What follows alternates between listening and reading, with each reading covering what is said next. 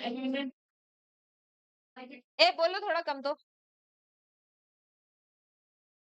मैं आज भेज दूंगी तुमको, मेरे को टाइम ही नहीं हुआ ना निकालने का, आज शाम को मैं भेज दूंगी तुमको।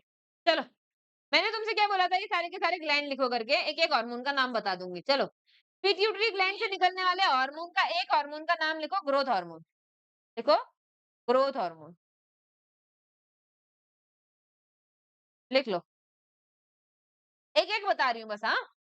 एक हार्मोन पिट्यूटरी ग्लैंड से निकलने वाला कौन है? Growth hormone. ये किसके लिए रिस्पॉन्सिबल होता है? हमारी बॉडी की ग्रोथ के लिए। तेरा पेपर में आने वाला है, ठीक दिया। थायराइड ग्लैंड से कौन सा हार्मोन निकलता है फिर? Thyroxine. Thyroxine hormone. Thyroxine hormone के लिए ये याद रखना कि मेटामॉर्फिज्म में मदद करता है फ्रॉग्स में फ्रॉग्स में मेटामॉर्फिज्म में कौन मदद करता है? Thyroxine hormone.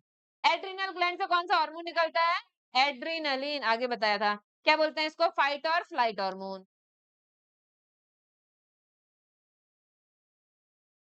एड्री, आर आई होगा या आर ई होगा? एड, आर आई है, ई है। Adrenaline, A N E N, A D R E है ना? ठीक है, एड्रिनलिन हार्मोन। क्या बोलते हैं इसको हम? फाइट और फ्लाइट हार्मोन। फाइट और फ्लाइट हार्मोन मतलब लड़ने के समय भी फाइट हार्मोन यानी कि एड्रिनलिन आएगा, और जहां भागना पड़े वहां भी एड्रिनलिन आएगा, फ्लाइट हार्मोन। ठीक है, फाइट और फ्लाइट हार्मोन बोल।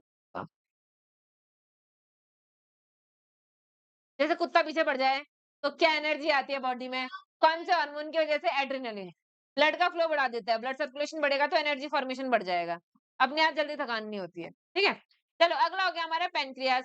पेनक्रियास से कौन सा हार्मोन निकलता है? इंसुलिन। इंसुलिन क्या करता है? ब्लड शुगर को कंट्रोल करता है। मैंने क्या बताया था? इंसुलिन होगा तो ब्लड सेल में जाएगा, तो ब्लड से ग्लूकोज सेल में जाएगा तो ब्लड में ग्लूकोज क्या हो जाएगा? कम। अगर इंसुलिन नहीं होगा तो ब्लड में ही रहेगा ग्लूकोज, तो ब्लड में ग्लूकोज क्या हो जाएगा? ज्यादा। अगला हमारा ओवरी हो गया। ओवरी से क्या निकलता है? फीमेल हार्मोन, क्या बोलते हैं?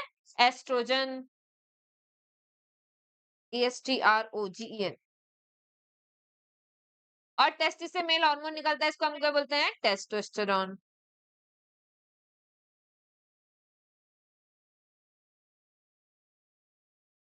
चलो, ये सारे के सारे हार्मोन और उनके ऑर्गन्स हैं। कम से कम एक एक हार्मोन तो हर ऑर्गन का याद होना चाहिए। एक एक हार्मोन कम से कम, हाँ। Menstruation, menstruation, menstruation, menstruation. Menstruation मतलब ब्लीडिंग, मेंस्ट्रुअल साइकिल मतलब पूरा साइकिल। मेंस्ट्रुएशन। वैसे वुमेन्स्ट्रुएशन होना चाहिए ना? वुमेन्स्ट्रुएशन होना चाहिए ना, मेंस्ट्रुएशन क्या है, वुमेन्स को होता है। चलो, यहाँ सबके नाम लिखे हैं, हाँ। थायराइड ग्लैंड से थायरोक्सिन हार्मोन निकलता है, ठीक है। वो कुछ एरर हो गया है। पेनक्रियास से कौन सा हार्मोन निकलता है? इंसुलिन हार्मोन निकलता है। और एड्रिनल ग्लैंड से कौन सा हार्मोन निकलता है? एड्रिनलिन हार्मोन निकलता है। सबके नाम है यहाँ पर। एड्रिनलिन हार्मोन क्या करने में मदद करते हैं? देखो, एडजस्ट स्ट्रेस। यहाँ पर स्ट्रेस का मतलब मेंटल, बोलो मत तो। यहाँ पर स्ट्रेस का मतलब मेंटल स्ट्रेस नहीं है, फिजिकल स्ट्रेस है। काम करना पड़ गया, दौड़ना पड़ गया, भागना पड़ गया, डर लग रहा है, लड़ना है, तो उस समय पे क्या आएगा? एड्रेनलिन। जब हमें ज्यादा एनर्जी की रिक्वायरमेंट है तब एड्रेनलिन आएगा, ठीक है।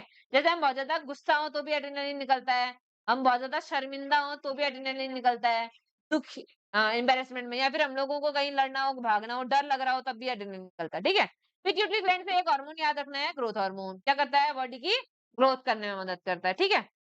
अगला, role of hormone in insect and frog. देखो, इंसेक्ट में इंसेक्ट हार्मोन्स होते हैं जो किसमें मदद करते हैं? मेटामॉर्फोसिस। मेटामॉर्फोसिस का मतलब क्या है? देखो, हमारे पास में ना दो टाइप का रिप्रोडक्शन होता है। एक होता है, दो टाइप का एग ले या क्या बोलते हैं उसको, डिलीवरी होती है। दो टाइप की डिलीवरी होती है, ठीक है। एक होता है ओवीपेरस, दूसरा होता है ईवीपेरस। ईवीपेरस में बच्चे देते हैं। अब यहाँ देखो, जब ये ओवीपेरस होते हैं, यहाँ सुनो, इस ओवीपेरस में दो चीजें हो सकते हैं। या तो क्या हो सकता है? अंडे से सीधे अडल्ट जैसा बच्चा निकले, जैसे मुर्गी के अंडे से मुर्गी चूजा निकलता है सीधे, ठीक है। तो इसको हम क्या बोलेंगे? Direct development. क्या बोलेंगे? Direct development. यानी कि डायरेक्टली अडल्ट जैसा फॉर्म बना है, सेम टू सेम, थोड़ा बहुत चेंज आएगा, जैसे हमारे में बॉडी में थोड़ा बहुत चेंज आता है, ग्रोथ होते होते बॉडी डेवलप हो जाती है, वैसा वाला चेंज आएगा, मगर बहुत ज्यादा चेंज नहीं आएगा। दूसरा होता है इनडायरेक्ट डेवलपमेंट। क्या बोलते हैं? Indirect development. इनडायरेक्ट डेवलपमेंट का मतलब पहले पहले एप से कुछ अलग ही फॉर्म बना, जिसको हमने बोल दिया लार्वा। क्या बोलेंगे? लार्वा। और फिर लार्वा से क्या बनेगा? अडल्ट। ये जो लार्वा है ना, ये अडल्ट से बिल्कुल सिमिलर नहीं होगा। जैसे तुमने मेढक का लार्वा देखा है? वो सांप जैसा होता है, छोटा सा। मेढक का कहाँ कहाँ मेढक अलग, कहाँ उसका टेडपोल अलग। लार्वा क्या होता है? मेढक का टेडपोल। मेढक का लार्वा को हम क्या बोलते हैं? टेडपोल बोलते हैं। तो टेडपोल से अडल्ट बनने को क्या बोलेंगे हम? मेटामॉर्फोसिस। ए लड़की, टेडपोल से अडल्ट बनने को क्या बोलते हैं? मेटामॉर्फोसिस। यानी कि लार्वा से अडल्ट बनने को क्या बोलते हैं? मेटामॉर्फोसिस। और ये कुछ हार्मोन की मदद से होता है। इंसेक्ट में इंसेक्ट हार्मोन करवाते हैं मेटामॉर्फोसिस। ठीक है। बर्ड जैसे क्या बोलते हैं, ये हमारे पास में क्या हो गया, ये हमारे पास में एम्फीबियन है, फ्रॉग है। फ्रॉग में कौन सा हार्मोन करवाता है? थायरॉक्सिन। फ्रॉग में कौन सा हार्मोन करवाता है मेटामॉर्फोसिस? थायरॉक्सिन। और इंसेक्ट जैसे कि बटरफ्लाई हो गया, बटरफ्लाई में पहले क्या बनता है? प्यूपा बनता है, कैटरपिलर बनता है, फिर लास्ट में क्या बनती है? बटरफ्लाई। तो ये दोनों लार्वा हैं। प्यूपा और कैटरपिलर दोनों लार्वा हैं। ठीक है। ये प्यूपा से कैटरपिलर, कैटरपिलर से बटरफ्लाई, और भी। हाँ ठीक है। ये जो कन्वर्जन हो रहा है, इसको हम क्या बोलेंगे? मेटामॉर्फोसिस। बटरफ्लाई की इंसेक्ट है ना, तो इसमें इंसेक्ट हार्मोन काम करे। ठीक हो गया? याद क्या रखना है? फ्रॉग्स में मेटामॉर्फोसिस कौन करवाता है? थायरॉक्सिन। देखो, थायरॉक्सिन मेटामॉर्फोसिस करवाता है किसमें? फ्रॉग्स में। और इंसेक्ट्स में कौन करवाता है? Insect hormone. दूसरा याद रखना है, मेटामॉर्फोसिस क्या होता है? लार्वा का अडल्ट में कन्वर्ट होना। लार्वा का किसमें कन्वर्ट होना? अडल्ट में कन्वर्ट होने को क्या बोलते हैं? मेटामॉर्फोसिस। लार्वा क्या है? अडल्ट से पहले एक ऐसी स्टेज जो बिल्कुल भी अडल्ट के सिमिलरिटी नहीं रखती है, उसको हम क्या बोलते हैं? लार्वा। मतलब तुम देख के नहीं पहचान सकते हो कि इससे बटरफ्लाई निकलेगी या मॉथ निकलेगी। मॉथ एक अलग बटरफ्लाई टाइप का कीड़ा होता है, मॉथ। ठीक है। तो हम इसको क्या बोलते हैं? बटरफ्लाई टाइप का अलग है। अलग अलग वेराइटीज होती है बटरफ्लाई की, तो अलग अलग टाइप का मॉथ है एक, मान लो। या फिर दूसरा हमारे पास में वो चमकीली वाली बटरफ्लाई है। ठीक है। हमें पता नहीं चलेगा कि ये कैटरपिलर है तो इससे ये वाला बनेगा, या उसका स्ट्रक्चर देखो तुम, एकदम ही कंप्लीटली डिफरेंट दिखाई देगा तुम्हें। कहाँ तुमने टेटबोल देखा है? कैसा होता है ऐसा? ये ऐसा ऐसा होता है टेटबोल। और कहाँ मेढक ऐसा, एक सर, ऐसे दो चार पाँव। ये तो कॉकरोच जैसा लग रहा है ना। ठीक है। और ये मेढक, इसमें पूंछ भी होती है एक। अब ये चूहा हो गया। ठीक है। देखो क्या बोल रहा है, जो थायरॉक्सिन हार्मोन होता है ना, इसमें आयोडीन होता है। थायरॉक्सिन हार्मोन में क्या होता है? आयोडीन। यानी कि अगर आयोडीन की कमी होगी तो थायरॉक्सिन नहीं बनेगा। थायरॉक्सिन नहीं बनेगा तो मेटामॉर्फोसिस नहीं होगी। इसलिए जहां पर भी अडल्ट फॉर्म में कन्वर्ट होता है लार्वा, किनका? फ्रॉग्स का, वहां अगर सफिशिएंट आयोडीन नहीं होगा तो अडल्ट में नहीं बदलेगा। अगर आयोडीन होगा तो अडल्ट में बदलेगा। ठीक है। रेड बोल रहेगा, फिर मर जाएगा। अच्छा, इंसानों में थायरॉक्सिन की कमी से गोइटर हो जाता है, जिसको घेंगा बोलते हैं। यहाँ बड़ा बड़ा फूल जाता है, यहीं पर होता है थायराइड ग्लैंड। अगर ये थायरॉक्सिन की कमी पूरी हो गई, आयोडीन की कमी पूरी हो गई तो ठीक हो जाता है। चलो, अगला रिप्रोडक्टिव हेल्थ है। रिप्रोडक्टिव हेल्थ का मतलब है जो हमारी बॉडी होगी वो क्या होगी? रिप्रोडक्टिवली हेल्दी होगी, मतलब सफिशिएंट होगी जो रिप्रोडक्शन कर सके, नए ऑफस्प्रिंग को, हेल्दी ऑफस्प्रिंग को प्रोड्यूस कर सके, उसको हम क्या बोलेंगे? Reproductive health. मतलब फिजिकली फिट होना चाहिए, मेंटली फिट होना चाहिए, और जो बच्चे होंगे वो भी फिट पैदा होंगे, तो उसको हम क्या बोलेंगे? रिप्रोडक्टिवली हेल्दी बोलेंगे।